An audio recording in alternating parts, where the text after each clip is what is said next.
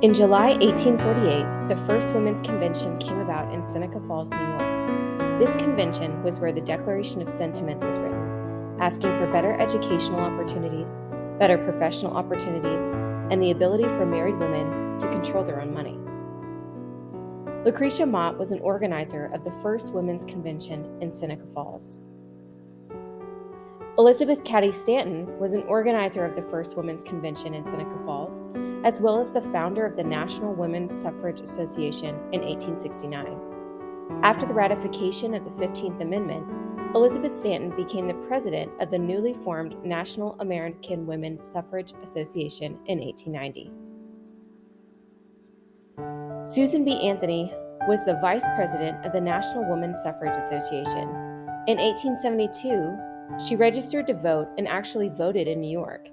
She was arrested for her actions as it was knowingly, wrongfully, and unlawfully voting. She was fined and petitioned before Congress to remit the fee. Frederick Douglass, although not a woman, was a huge supporter of women's rights. He attended the Seneca Falls Convention and even wrote about his support in the North Star, an anti-slavery newspaper. Many African American women, like Harriet Tubman, became part of the women's suffrage movement. They pleaded that if white women needed the right to vote, then African American women needed it more. Parades like the March in Washington, D.C. on March 3, 1913, were held to create attention to the cause. More than 5,000 women attended this march.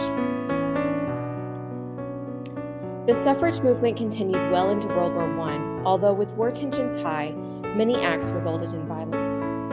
This resulted in the formation of the National Women's Party. On January 10, 1917, the first picket line in front of the White House was formed. This lasted 6 days a week for 6 years. These women stood in silence and let their banners do the talking. Many of these women, called the Silent Sentinels, were arrested for their efforts, but the charges were later dropped. Every year for 42 years, the idea of women's right to vote was introduced at each congressional session, but was dismissed.